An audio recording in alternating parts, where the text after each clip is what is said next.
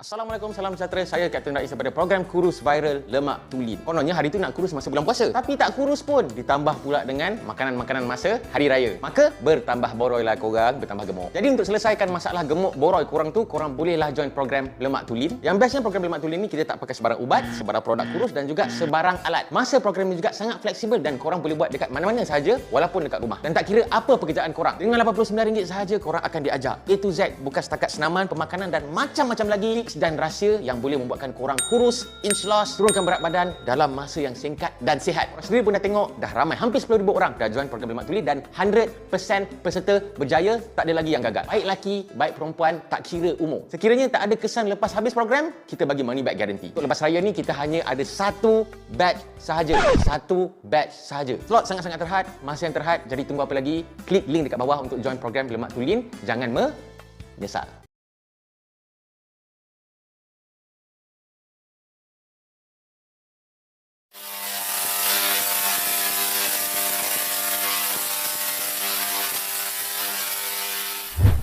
Assalamualaikum, salam sejahtera. Apa hal korang? Selamat kembali ke dalam channel YouTube Rais Hamid Arish TV. Masih lagi bersama dengan YouTuber kegemaran semua orang, termasuk korang.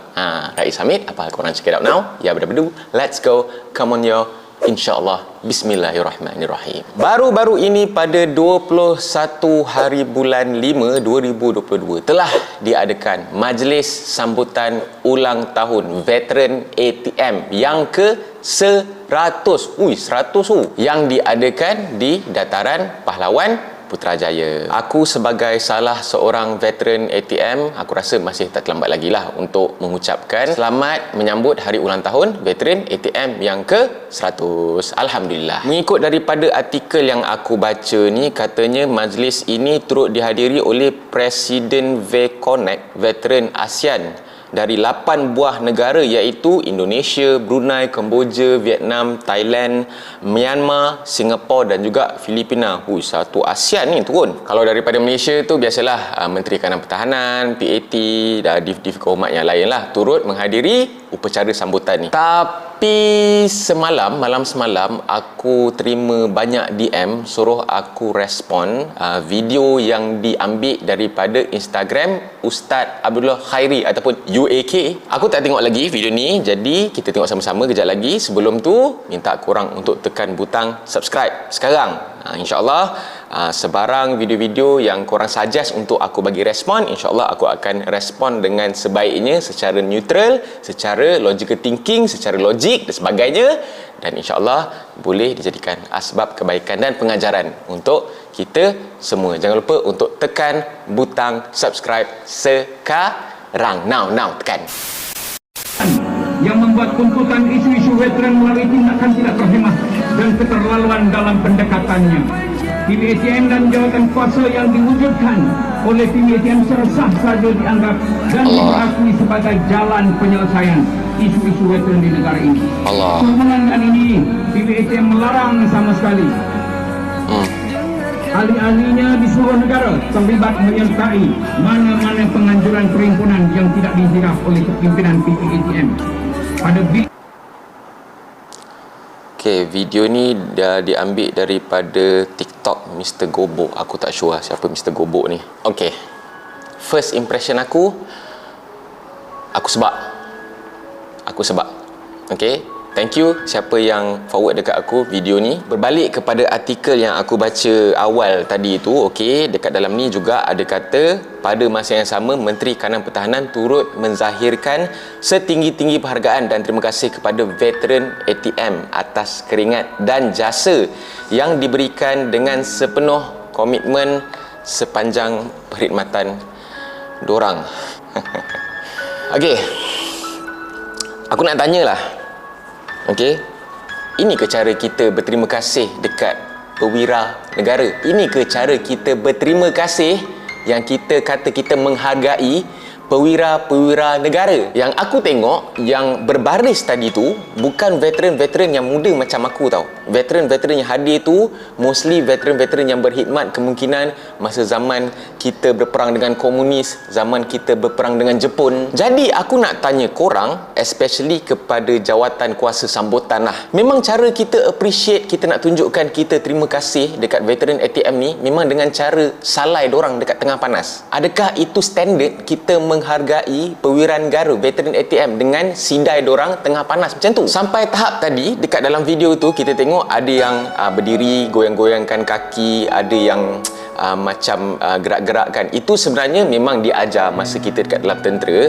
Kalau rasa nak pitam, kalau rasa nak tumbang, memang kena gerak-gerakkan kaki, gerak-gerakkan badan supaya perjalanan darah tu, the flow dia adalah sampai dekat otak apa semualah, sebab dah berdiri lama kan. Tambah pula kena pakai mask. Bukan kata sekarang ni dah tak wajib pakai mask ke kalau berada dekat luar. Consider lah sikit. Dah lah kena jemur tengah panas, mask tak payah pakai lah supaya ada boleh bernafas dengan bagus lah. Satu lagi, veteran-veteran ni, dorang ni dah tak berkhidmat tau. Dan aku rasa kalau tengok yang berumur-berumur macam tu, aku rasa dorang tidak lagi tersenarai dalam pasukan standby, pasukan simpanan. Jadi tak sepatutnya dorang ni dilayan macam orang yang masih berkhidmat dalam tentera. Kau suruh perit, kau suruh berbaris tengah panas macam tu. Kalau korang yang tengok video ni boleh jawab soalan aku lah. Kalau kita menghargai seseorang, kita anggap orang tu sebagai perwira, hero negara yang telah berjuang untuk negara, macam mana kita patut ucap terima kasih?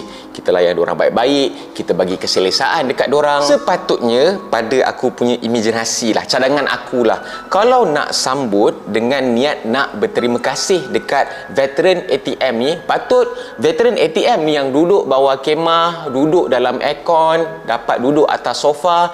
Yang orang-orang Malaysia yang biasa ni, div-div komat semua ni, patut dorang yang berbaris, dorang yang kena bagi salutation semua dekat veteran ATM. Ini bukannya aku nak provokasi ke, bukan aku nak hentam siapa-siapa ke apalah, tapi fikir logik lah, fikir logik. Boleh je aku nak gunakan ayat klise yang biasa kita gunakan lah. Bayangkan yang tengah berbaris, tengah-tengah panas tu, bapak-bapak korang atau atuk korang. Apa korang rasa? Kalau aku boleh bagi cadangan lah, kalau lah sekiranya pada tahun-tahun yang akan datang, kalau ada lagi majlis sambutan Hari Pahlawan ke, Hari Veteran ke, yang korang nak mungkin veteran-veteran ni join, okey, untuk memeriahkan majlis, sebab kita nak menghargai jasa, nak berterima kasih dan sebagainya. Kalau nak suruh diorang berbaris sekalipun, buatlah indoor dekat tempat yang okey, yang bukan bawah panas terik, tempat yang sejuk, yang selesa. Barulah sesuai katanya kita berterima kasih dekat veteran ni. Ada jugalah gambar-gambar yang aku tengok dekat social media, aku tak tahulah lepas ke sebelum ke diorang berbaris tu, diorang ni macam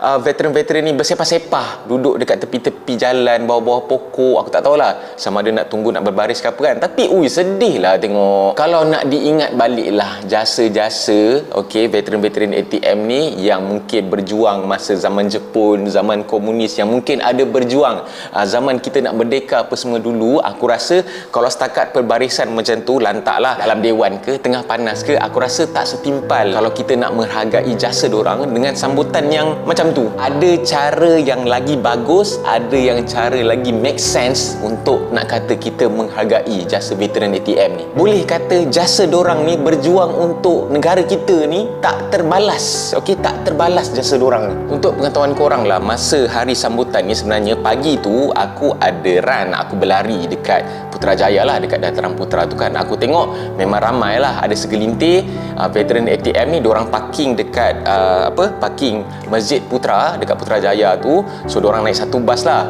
Aku tengok diorang ni semangat babe, semangat. Oh, kita nak ni sambutan hari veteran ni, okey, kompo datang on time, subuh-subuh tu dah sampai dah.